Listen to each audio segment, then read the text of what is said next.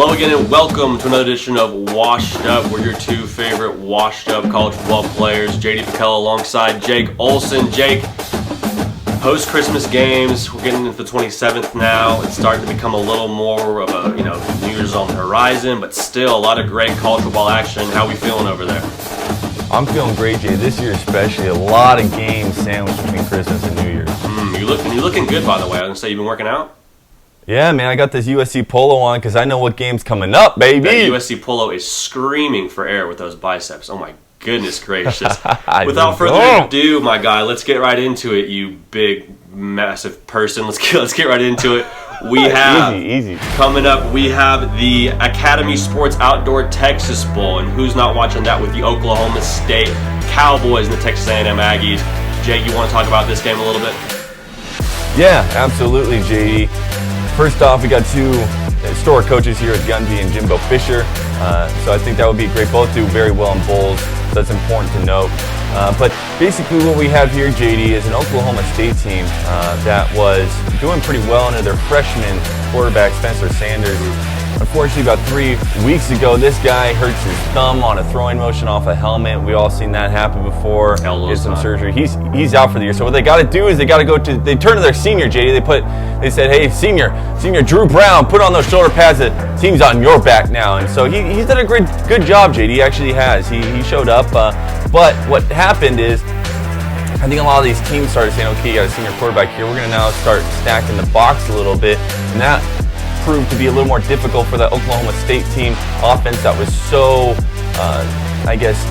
dependent on that running game, JD. They were really rushing well. But over the last 3 games since Spencer went out, JD, they're only averaging 3.8 yards per carry. That's under 4 yards. That's not good. And they were averaging 242 on the year, JD. In the last 3 games, though, they've been only averaging 142. That's literally 100 yards less than what they're used to, JD. I think teams are stacking the box, and you can have a great runner, which they do, and I'll let you tell them about it, JD. But when there's 7, 8 guys waiting with arms wide open for a runner, I don't care how good of a runner you are, you're going to be running into a brick wall. Yeah, I think you hit it on the head. Losing Spencer Sanders, the freshman quarterback, he might not have been the most amazing passer in the world, but what he offered for Oklahoma State was a lot of versatility in the run game. He was dynamic. He took a lot of pressure off of their All-American running back, Chuba Hubbard. The guy is an absolute beast, putting up video game type numbers early on in the season. And then with the loss of Spencer Sanders, really kind of became the only option for Oklahoma State on offense. They also had a big-time playmaker at wide receiver, Tyler Wallace, who they lost to an ACL injury in practice. So really kind of became a less versatile offense with the loss of Spencer Sanders and Tyler Wallace. It's hard, if you're Chuba Hubbard, you got to kind of feel like, gosh, what do I got to do here? I'm the only guy really carrying the offense. You got a good receiver in Dylan Stoner. Yeah, Jake.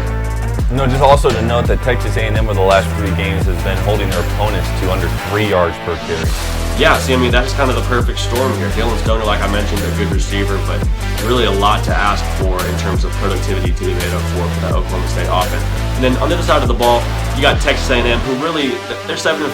Jake, they might be the best 7-5 team in the country. Listen to this, they've played Alabama, Clemson, Georgia, LSU. All of them have been on Texas A&M's schedule. They finished the season with Georgia and LSU, gave Georgia a run for their money, giving them a 19-13 game in a monsoon kind of game in Athens. But, Jake, this is really just going to be a matter of, can Chuba Hubbard get going? I don't think he can with all Texas A&M is bringing.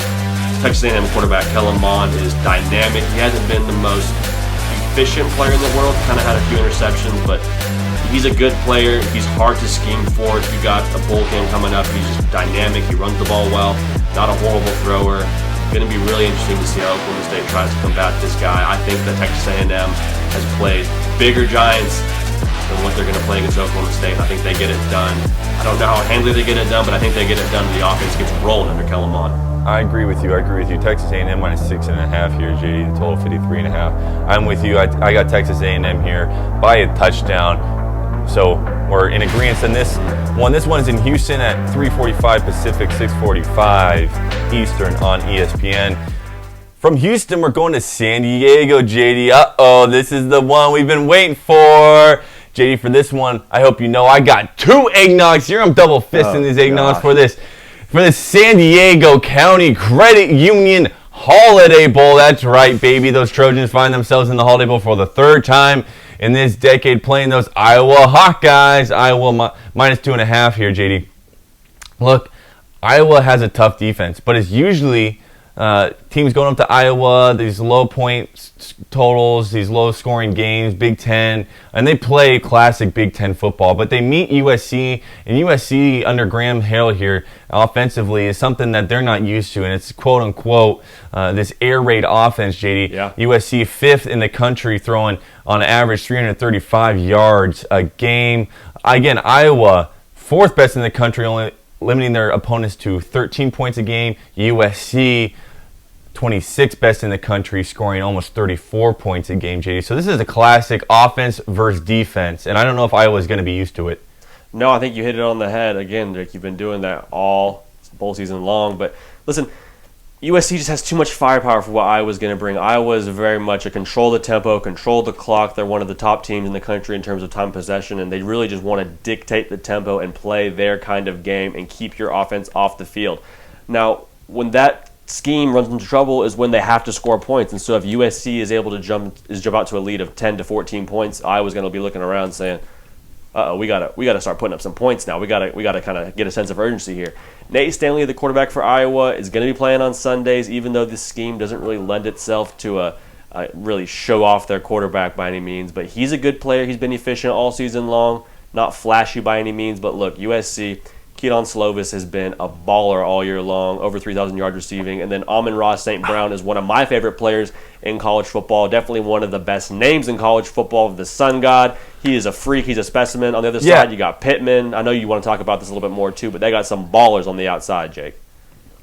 Yeah, USC's wide receiving core, second to none here, JD. Keaton Slovis, the freshman, comes in here and has a lot of targets to work with, and he proved it, JD.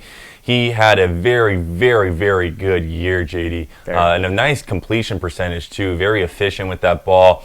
Michael Pittman, 1,200 yards, 11 touchdowns, almost 100 receptions.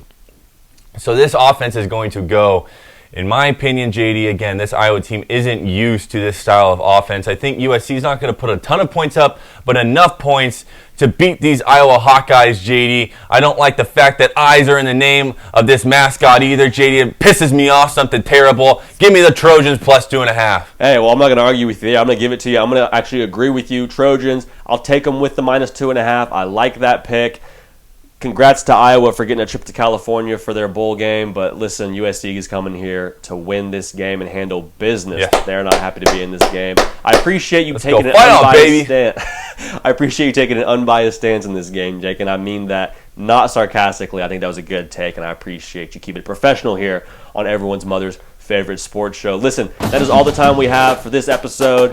As always, go ahead and check us out for more and more content for this bowl season and beyond. We appreciate you. We love you.